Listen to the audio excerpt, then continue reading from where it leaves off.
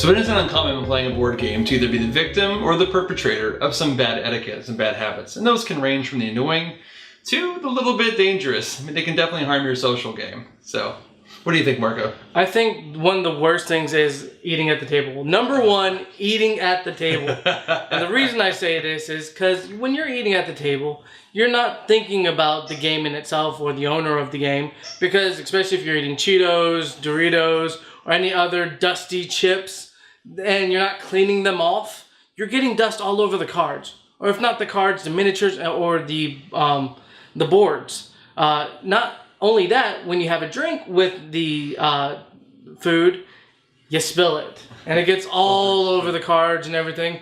And then you have to run and try to clean it all up before anything gets damaged. And unfortunately, a lot of times, that's what ruins a game. So that's number one.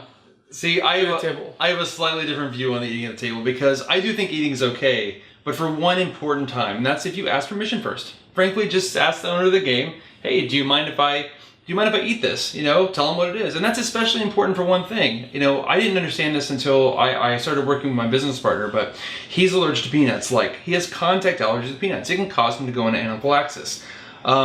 So now, when I get to a gaming table, if I have a little food with me, I specifically say, hey, is anybody allergic to nuts? And then, do you mind if I eat this at the table? So I think like asking permission is really important, but in general, yeah, if you can avoid eating, don't eat at the table. Right. And that's number one is, food at the table. But my second biggest one, number two, is distracted players. Yes. Distracted players can ruin a game. And I mean, not in just a sense of, oh man, we're playing way too long. No, you're constantly have to remind them that it's your turn. As the name we go. It's your turn, yeah. Not only that, they forget the rules or they don't know the rules anymore because they weren't listening beforehand when you were teaching the rules.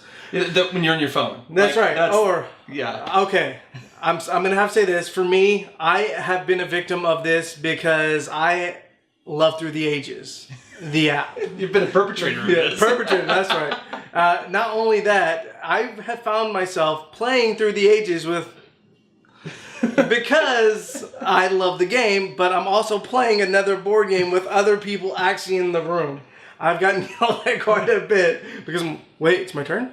that leads me to my point. Like, when you don't know it's your turn, you're just making it worse for everybody at the table because a lot of times, not everybody's keeping up with whose turn it is at all times. People are focusing on their own game, and then suddenly everyone's looking around going, wait, whose turn is it? And then if you have to ask that, it's probably you, yes. Honestly. But yeah, distracted playing and not knowing it's your turn. And here's another one. When you don't tell other people when it's their turn. So, you finish your turn, it's really good etiquette to turn to the person who's next and say, you know what, hey, get their attention, it's your turn. And that can help speed the game up a whole lot. But there's one that's really big for me, and I think it's really big. I see it a lot in different communities. A lot of people talk about it, and that has to do with consent during gaming. And consent during gaming can take a lot of forms. The number one way I see it manifested is you'll be playing a game and someone, under the guise or honestly trying to help you, plays your turn for you. They basically tell you what you should do. They tell you how you should play. They tell you what denominations of money you should take. That actually happened to me directly, right? But it's not not good etiquette. It's actually pretty demeaning. If you want to help someone else out, the best thing you can do is ask for their permission. Hey, I got an idea, would you like to hear it? If they say no, the best thing you can possibly do is let them take their turn. You want to talk about consent? I never and will never consent to AP. Analysis paralysis. We're going to disagree on this one. All right. I'm sorry.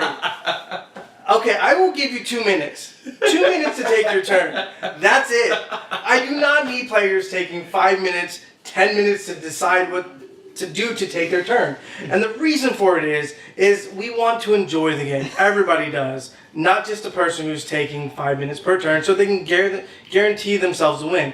And if they don't guarantee themselves a win, they are then more upset than I am if I lost because I'm just playing a normal game because they focus themselves so deeply into the game. That's why I'm not a fan of AP. Is because not only are you wasting my time, the other players' time, you're making yourself more upset and more stressed out over a game that's supposed to be fun. I'm gonna have to disagree with you on this because there's a bad way to AP, with a super intense focus on the game, ignoring the other players at the table, but and like the hyper focus on I have to win, like that's just kind of bad etiquette in general. But as far as analysis paralysis in general, I don't think it's altogether bad. But there is something important to note: find out before you start playing what people's expectations are. If you have a tendency to have analysis paralysis, or you really enjoy playing a game and really getting in deep on your turns, just make sure everyone at the table knows before you start, hey guys, I suffer from some AP, is that okay? Or, hey, I suffer from some AP, let me know if it starts to bother you and I'll speed my turns up. It's really just about consent for it. So I'm not totally against it. In fact, some of the people I love playing with have AP because they tend to be some of the most competitive people I can play with. I myself, not so much an APer. I really do just like to play out my turns and just let it run. But I totally get how that could be a super big annoyance at the table. So, right, but I have to say this: most APers, though, you have to realize, don't know they're APers. But they're like, yeah, I hate APers. I have a funny story about that, right? So I'm at a convention last year. I sit down to this game and I'm really hungry, right? And it looks, and I get to the explanation, I'm like, this game's gonna be like 3 hours. So then I asked the person who's teaching, and I said, this is like a 3-hour game. They're like, oh no, it's like 2 hours. You don't have AP, do you? Talking to me, I'm like, no, actually, I'll play it pretty quickly. It's my first play. I don't really care, right? Just get through it.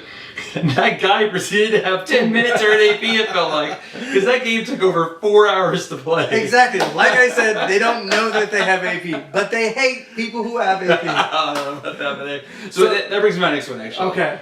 Another one that gets me is sore losing. Now, notice I didn't say sore losers. I'm actually talking about sore losing. So sore losing is when the guy's at the table and you can tell he's getting a little bit negative about his game. Maybe he started to complain a little bit. Maybe he messed up a rule that ended up hurting him. Maybe somebody else showed him a rule that ended up helping them and it made him feel like his game was over. But ultimately, this person's just descending, getting more negative, getting more, blasé, just kind of pushing the pieces around, but whatever, I don't care. For me, it's like, oh my gosh, this is like torture playing with you. And it's you think to yourself, if you want to leave, just leave, so. Talking about people with bad attitudes, I have to say this: leave your drama at the door. It's not meant for the table. And I only say it, if you're with a group of friends, it's okay, because that's what they're there for. Is they're there to enjoy the time with you, as well as to, if you have something going on, to walk you through it. But that's the only reason when you should ever bring drama to the table. If you go to a brand new convention or a new event with people you've never met before, leave the drama at the door. Because if you bring it to the table and, you start talking about your problems, or you start becoming an a-hole to people because you're upset about it and you're throwing pieces around, you're ruining the time for everybody else. And we don't want that. We want to enjoy ourselves. That's why we're there. That's why we're playing games. We're not here to listen to your drama or to deal with your drama, because of the fact we have some of our own, and that's why we're here to have fun. Board gaming, my anti-drug, right? Yeah, that's right. No, but I think that's interesting because you mentioned you put the onus on the person with the drama to leave it there. The player who's not having a good time to stop not having a good time. But there's going to be situations where the onus of action should actually be on the players who are still enjoying themselves. I'm going to bring up one of those examples. So if you're at the table and you can see that someone there is just really not enjoying themselves, right? I mean, you could force them to play and see through the end of the game and knowing that they're just going to get worse and worse and worse, when they're really, the only thing they really want probably is to get up and leave. And you know what the best thing you can do is? Let them leave. Like, actually invite them. Not angry, not mad at them, just say, look, it doesn't look like you're having a good time. I want you to have a good time. So, we can stop playing if you want, or we can figure out a way to play without you. And I think it's not a normal thing I see, but it really is really good etiquette, because you've just improved their day, potentially, and you've definitely improved yours, not having to sit through a game with someone who's being overly negative. So. Okay. I'm going to have to add on to that. Yeah. That also the responsibility is on the player who's not having fun. Because if they're not having fun, they should voice it and not just sit there. And the reason I bring this up is because of sabotaging or king making. And I've been a perpetrator of this because we were playing a game of Railways of the World, and it was, again, with an APer. And so the game was on its third hour, and I was not having fun anymore. Instead of just saying, hey guys, I think I'm out, or, saying anything, I started sabotaging not the winner or the loser, but the person APing. Just because I could. I did this so badly, I got kicked out of a game group because of it. For years, we did invite Marco back to gaming, especially when that player was there. It was such a bad play. It was a very bad play on my part, and the thing is, it could have been avoidable, and I could have said something. So I think it's on both responsibility. If I don't say something, the game group should. Be like, hey, we're noticing, something. Maybe we should end this. Yeah. Or if I'm not having a great time, I'm like, hey guys, I don't think I'm into this anymore. It's been 3 hours. I think I need to step away. Yeah, communication is really important. Right. And let me actually finish off with talking about communication. So, empathy. It's really important to be aware of everyone's feelings at the table, even your own. I mean, we're all there to have a good time, and that's the point. If someone's not having a good time, try to turn it around, If you're not having a good time, let people know you're not. If that's really the point, the best way we're going to get there is by communicating how we're feeling. And when it comes to that, just be respectful, Ask questions. When you get to the table, ask, can I have my food? Do you mind if I offer advice? And I'm a bit of an APer. Make people aware of what you're doing before you start, and then ask them for the same in turn. And overall, everyone will have a much better gaming experience.